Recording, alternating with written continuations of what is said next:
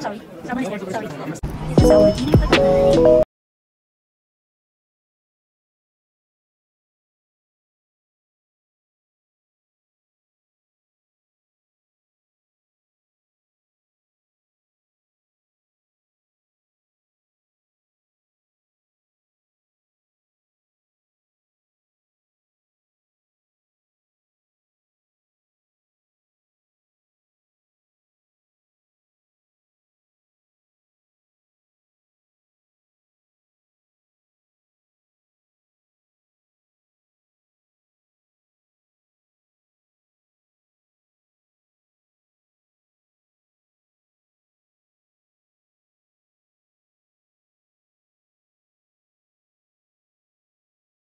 Kami.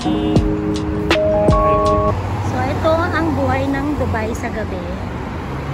Midnight na actually, pero yung lugar na to buhay na buhay pa rin. Nalapit na kami dun sa aming paroroonan. Itong area na to dito lang kami nakatira. Actually maraming mga pasyalan din dito na libre lang, pero ang maganda dun kasi walking distance lang din sa amin. Kaya gusto namin talaga tumira sa ganitong lugar. Malapit kami sa lahat. Malapit sa mall, malapit sa metro, station, sa mga grocery stores, sa lahat-lahat ng mga establishments, mga clinics. Yun, marami kang pwedeng puntahan dito na walking distance lang talaga siya. Kaya, we love this place and this is our second home. So, yeah, samahan niyo kami. Dahil busog kami, maglalakad-lakad muna kami. So, ito yung aming midnight story, guys. Usually, sa gabi lang talaga kami nakakapasyal-pasyal. Sa gabi kami nagka-take a walk, magpapawis. Lalo na ngayong winter, at taglamig na siya. So, masarap na maglakad-lakad sa gabi. Ganito ang midnight sa lugar namin. Kahit midnight na siya, hindi mo mararamdaman yung oras kasi alive na alive yung mga kalsada, liwanag yung mga place, marami pang bukas na mga establishments, lalo na mga restaurants. Ang dami pang bukas na restaurants dito, grocery stores, supermarkets, tapos ang daming tao. And usually dito marami kang makikita mga Pinoy din. Kahit saan siguro, marami kang makakasalubong ng mga Pinoy. Ang dami nakatirang Pinoy dito sa lugar namin. So, nakakatuwa din. Kasi, it feels like nasa Pilipinas ka din. So, ayun lang guys. Bila lang kami nagutom. Hindi ako nag-prepare ng food namin for dinner. Kasi, since weekend, day off. So, pahinga muna sa kitchen. And then, ayun, wala kaming planong mapadpad sa ganitong lugar kasi medyo malayo siya at hindi siya usually ang nilalakaran namin every time. Pero, yan, napadpad kami dito sa lugar na to. And since napadpad kami, naisipan ko na rin talagang mag-vlog. Sayang naman, diba? So, yun, bigla lang kami nag-ayaang kumain. Hindi namin alam kung saan. Hanggang sa napadpad kami nun sa restaurant na pinuntahan namin. Masarap yung food nila doon, nagustuhan namin yung Arabic food, masarap at maraming variety, marami din siyang freebies. So definitely babalik kami doon and maybe magkasama din kami ng mga friends na business namin at kumain. So guys, malapit na kami doon sa aming pupuntahan, and take note, kahit ganitong oras or even later than this, sobrang safe maglakad dito guys. Sobrang safe maglakad dito. Kahit mag-isa ka lang, hindi ka mag-worry na maglalakad ka. Kasi you know that you are safe.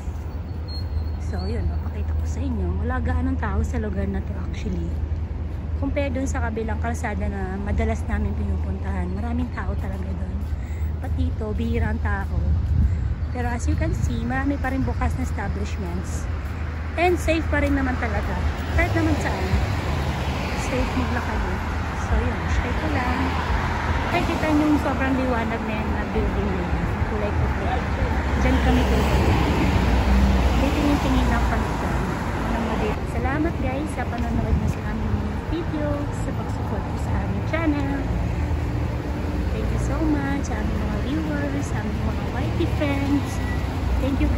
lahat ng support na sa amin. Love you all, guys. So, thank you so much, guys. Ayan, ang aming hotel. Ayan, no? Ayan ang pupuntahan namin ngayon. Maraming mura mga items. Sa ating supermarket na lang. Maraming mura.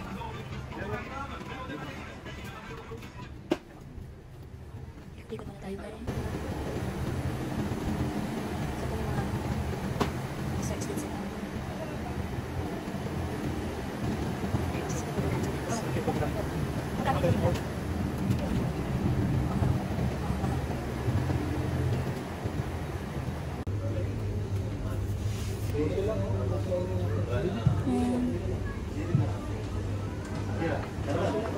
Hindi ka kasi ng mga apps na hindi mo naman ginagamit. Huh? Hindi ka ng apps na hindi mo naman ginagamit. Ito yung ano, Indian bananas. Sa Basate.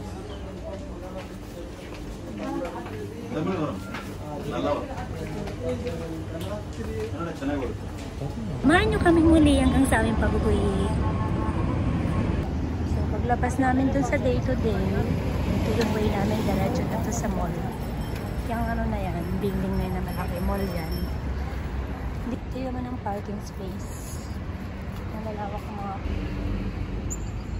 so yan, yan yung mall. Madalas namin pinupuntahan pag nag-grocery kami. Or kung may kailangan lang kaming bilhin, na dyan namin matatagpuan. So lahat yan, lakad lang. Nalalakad lang namin yan, guys. Ito yung maganda sa lugar namin.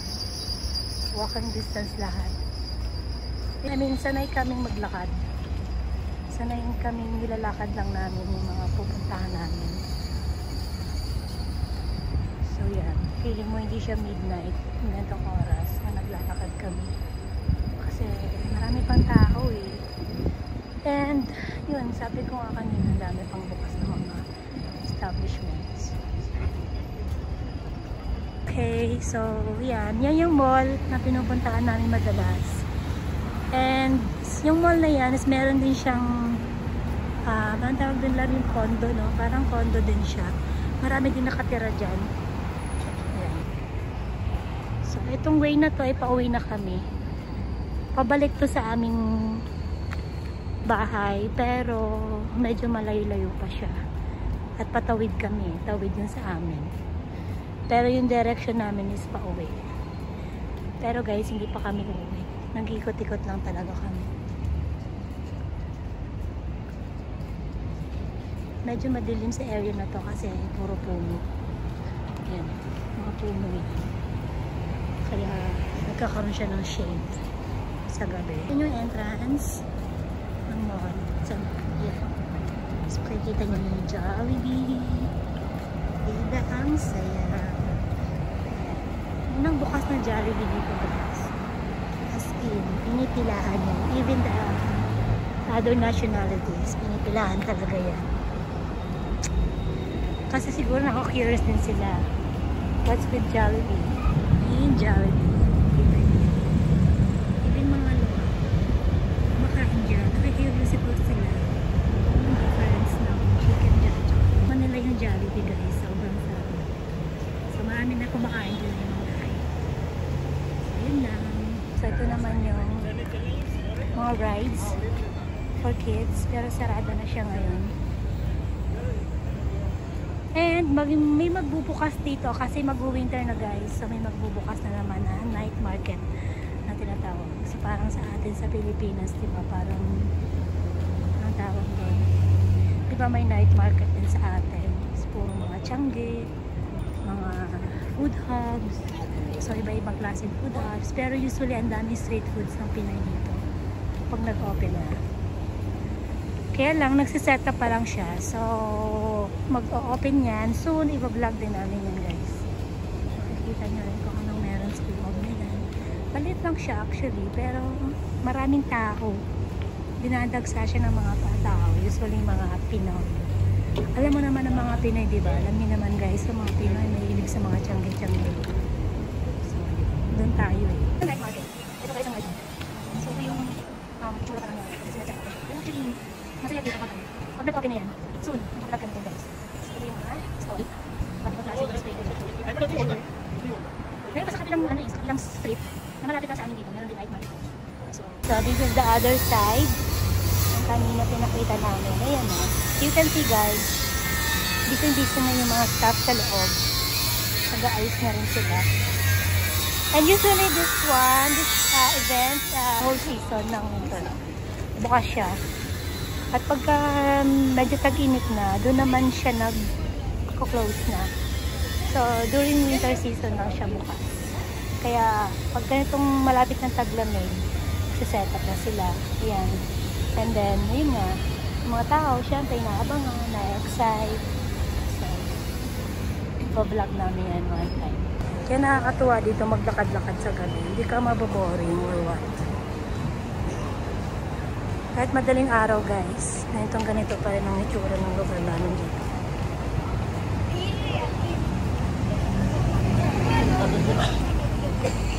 Saka maraming kabayan dito. So ito guys, matuloy mo kami. Bago kami sa pinakita namin sa inang kasala. So ito yung pauling kami. Doon sa side namin. Doon na bayan. Doon ka malapit dito. Nakatayo na kami. So pag nag-clean na siya, sabi, kanina kami tumawin. So mga tao dito mga disiplinado. Nakabig kasi sila sa mga police. Batas dito sa... Malaki kasi fine dito. Tsaka malaki ang fine nila. Pag nagka-jaywalking ka or something ng rider and rules nila, yung laws nila. Pupukay ka talaga. Kasi we used to have our own car before. Hindi siya practical. Kasi sobrang laki ng mga fines. Konting trip lang dito, fine agad. So yun, mahirap. Parking space, mahirap din maghanap dito. Lalo na sa lugar na ito na sobrang madaming tao. During rush hour, ito na lang, tanong na. Yung mga parking slot dito na pang-public. So, mostly, naka-private parking lang talaga. Para anytime na uwi sila, bahay, saan sila pumunta. Isa rin sila parking lang na uwihan. Sanay din kami maglakad-lakad actually. Kaya, na-enjoy din na. So, ito yung sa baba ng building lang namin. Yan. Baba lang ng building namin guys, ang dami ng mga establishments dito. Yan lang, tapat na ng grocery store. Kompleto na rin dyan, yung mga kabayan products na rin dyan. Pagbaba lang namin ng building.